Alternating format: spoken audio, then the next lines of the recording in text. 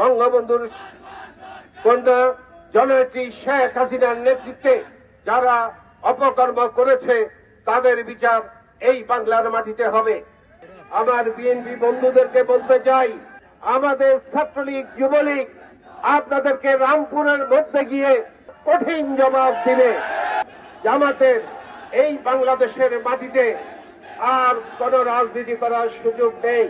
তারপরেও তারা গুপ্ত হামলা করবে, বিভিন্নভাবে মানুষের অশান্তি কারণ হয়ে দাঁড়াবে।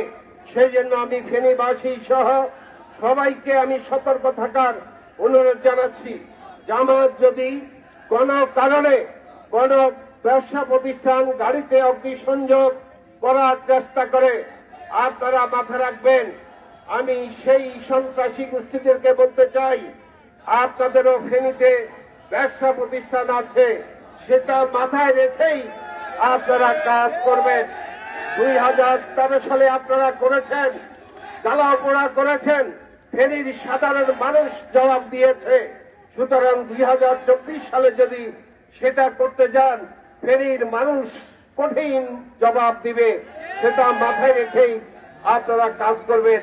আমার বিএনপি বন্ধুদেরকে বলতে চাই, আপনারা বিভিন্নভাবে সন্ত্রাসী কর্মকাণ্ড করতে চাচ্ছেন।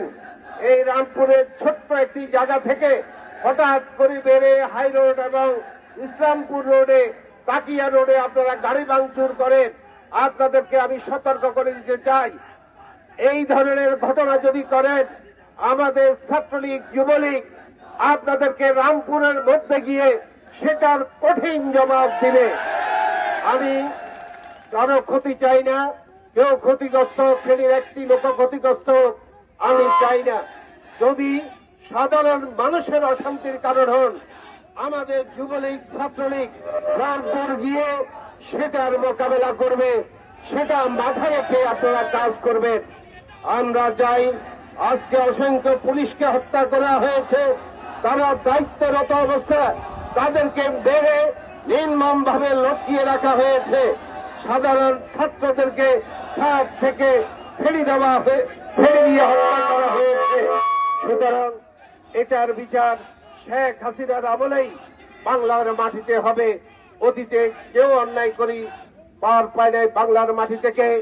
আশা করি বঙ্গবন্ধুর কন্যা জননেত্রী শেখ হাসিনার নেতৃত্বে যারা অপকর্ম করেছে তাদের বিচার এই বাংলার মাটিতে হবে। আমি আজকে ফেনীবাসী সহ সবাই ব্যবসায়ীরা আমার বক্তব্য শুনছেন, সাংবাদিক ভাইরা ফেনীবাসী সবাইকে বলতে চাই, ফেনীতে সন্ত্রাস হোক আমরা চাই না। যদি কেউ সন্ত্রাস করতে চায়, তাদের বিরুদ্ধে আমরা প্রতিরোধ গড়ে তুলব। আমরা কিন্তু সাধারণ মানুষের শান্তি নষ্ট হবে সেই ধরনের কাজ কেউ যাতে করতে না পারে, সেই জন্য আপনারা সকলে সতর্ক থাকবেন। 12টি ইউনিয়ন